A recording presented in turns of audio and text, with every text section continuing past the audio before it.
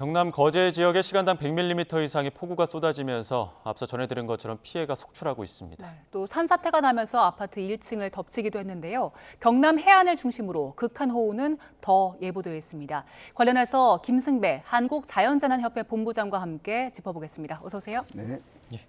저희가 앞서 그 거제 남부면에 시간당 50mm 내리고 있어서 어떻게 보면 빗줄기가 좀 굵어졌다 이런 속보 전해드리기도 했습니다만 지금 현장 상황 어떤 겁니까? 그렇습니다. 지금 시간이 오늘 거제 지방에 가장 비가 많이 온 때가 오늘 새벽 0시부터 한 2시까지 2시간 동안이거든요. 그러고 시간이 지금 이렇게 흘렀는데 계속해서 그 지역에 시간당 30에서 한 50mm 비가 이어지고 있다는 사실은 굉장히 이 구도가 지금 깨지지 않고 있다 보여집니다. 그 근본적인 원인이 우리나라 동쪽에 고기압이 버티고 있으면서 이 저기압이 서쪽에서 접근해서 비를 내리게 한 저기압이 그 벽에 부딪혀서 빠져나가지 못하고 계속해서 남쪽으로부터 비의 원료가 되는 고온다습한 수증기를 지금 퍼올리는 역할을 하고 그 고기압에 계속 부딪히는 형태가 이어지고 있는데 그 지역이 정확히 경남 해안입니다. 그래서 비 내리는 총 기간 중에 피크는 분명히 새벽 0시에서 2시 사이 지났는데 이 시간에도 이렇게 시간당 30에서 또는 50mm 비가 이어지고 있다는 건 굉장히 그 강수 지속 시간이 길기 때문에 이 지역의 피해를 더 키울 수 있다 이렇게 보여집니다. 예, 지금 비가 그 해안 지역 중심으로 계속해서 많이 내리고 있기 때문에 이 지역들에서는 추가 침수 피해나 산사태 우려가 여전히 있는 상황이잖아요. 지역 주민들께서는 어떤 점 대피하셔야 됩니까? 그렇습니다. 지난 2011년 서울 우면산 산사태가 있었는데 그때 7월 초부터 장마 기간에 비가 이어지고 있는데 7월 26일, 7일 날 시간당 밤사이에 70에서 80mm 비가 한 2-3시간 내렸거든요. 그러니까 무너졌고 16명의 사망자가 발생을 했습니다.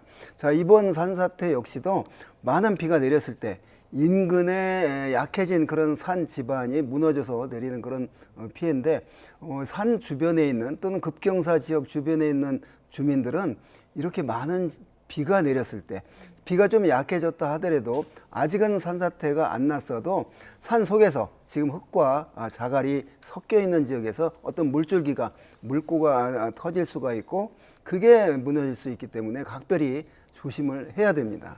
예. 지금 보면은 보통 이제 날이 밝으면은 비도 좀 소강 상태를 보여야 되는데 앞서 전해드린 것처럼 빗줄기가 좀 더 굵어졌거든요. 이 비 언제까지 더 오는 겁니까? 이 비가 아마 지금으로부터 한 2-3시간이면 이제 이쪽 약해지고 그칠 것으로 보이는데 그러나 경상도와 제주도는 오늘 밤까지도 그러니까 계속해서 강한 비가 내리지는 않을 거지만 비가 강해졌다 약해졌다를 오늘 밤까지는 이 지역이 할 것으로 보입니다. 문제는 앞으로 지금까지 내린 양만큼 또는 1시간에 100mm 넘는 그런 비는 오지는 않을 겁니다. 이미 갖고 있는 에너지를 다 많이 쏟았고 그런데 이렇게 지속되는 이유가 제주도 동쪽 바다 남해를 보면 그 당근형 모양의 하얀 비구름이 기상위성 영상에 보이는데 이런 구름이 있을 때는 거기에서 계속해서 고온다습한 수증기가 강한 하층 제트를 타고 우리나라까지 접근을 하게 되고 그게 바다 위를 지나다가 내륙 해안가를 만나면 그 해안 효과가 더해져. 그러니까 부딪히는 그런 그 산을 만나기 때문에 더 비구름이 발달을 하게 되고 그런 현상으로 지금 밤새 계속 많은 비가 내리는데 아직도 그게 지속이 되고 있는 상태인데 어찌됐건 좀 앞으로는 약해지는 추세 쪽에 있는 건 분명합니다. 예, 그 지금까지의 침수 피해 상황을 보면 예상보다 심각한 상황인데요. 시간당 강수량이 많아서 그런 겁니까? 왜 그런 겁니까? 그렇습니다. 시간당 강수량 그러니까 단시간에 많은 비도 내렸고 또 단시간에 많은 비를 쏟은 반면에 또 이틀 동안 더 많은 비가 내렸거든요. 800mm가 넘는 비가 이틀에 내렸으니까 작년 경남 산청에 한 사나흘에 750mm 비보다 더 많이 짧은 시간에 내렸거든요.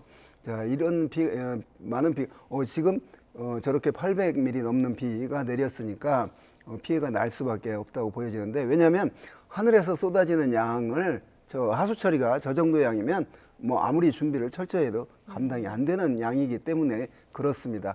우리나라의 여름철 그 집중호우의 발생 빈도와 강도가 확실히 강해지고 있는 걸 실감하고 있습니다. 예.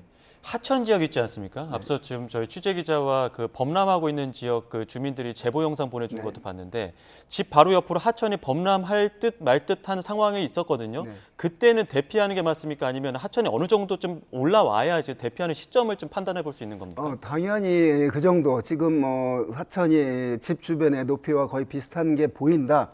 그러면 지금 강수 비가 만약에 약해지고 있다면은 예. 괜찮은데 빗줄기가 약해지지 않고 그대로 유지된다고 한다면 지금 이 시점처럼요. 그럼요. 그렇죠. 그래서 저 상류에서 모여지는 물들이 더 불어날 가능성이 높기 때문에 미련 없이 빨리 그 주변을 대피하는 게 좋습니다.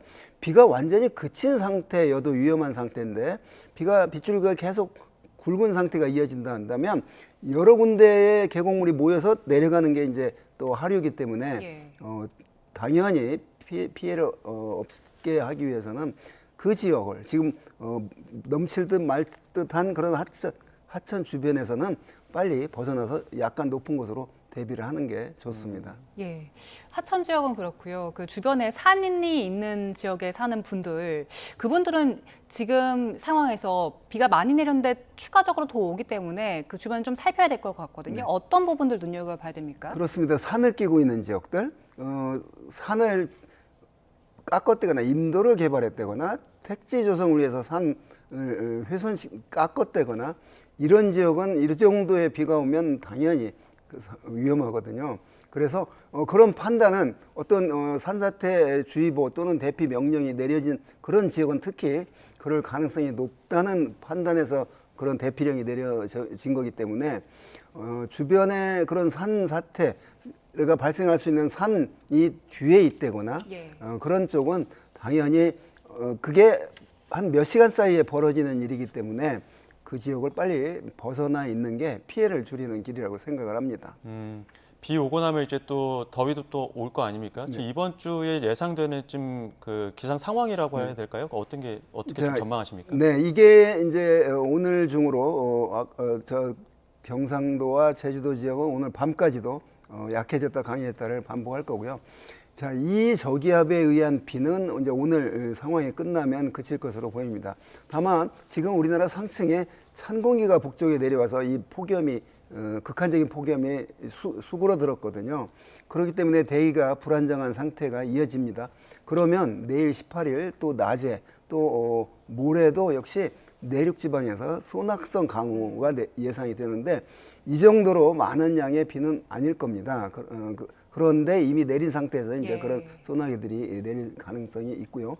이 구름만 거치면 바로 시원해지진 않습니다. 비가 와서 지금 기온이 비교적 높지는 않은데 계속해서 우리나라가 북태평양 고기압이라는 그 더운 공기 속가 우리나라에 이제 덮을 것이기 때문에 낮 기온이 33도 안팎의 더위는 또 9월 달에도 나타날 것이고 밤 기온이 25도 이하로 떨어지지 않는 그런 더위도 당분간은 극한적인 정점은 분명히 지났지만 더위 속에서는 9월까지도 예. 우리 몸이 느끼는 더위는 9월까지 이어질 건데 그게 최근 여름의 그 기후변화로 인한 여름의 형태입니다. 이러한 식의 극단적인 폭우 또 극단적인 폭염이 매년 여름에 나타나는 게 이제 기후변화의 한 단면이라고 봅니다. 예, 이런 때일수록 기상 상황 더욱더 주시해야 될 것 같습니다. 지금까지 김승배 한국자연재난협회 본부장과 함께했습니다. 고맙습니다. 고맙습니다.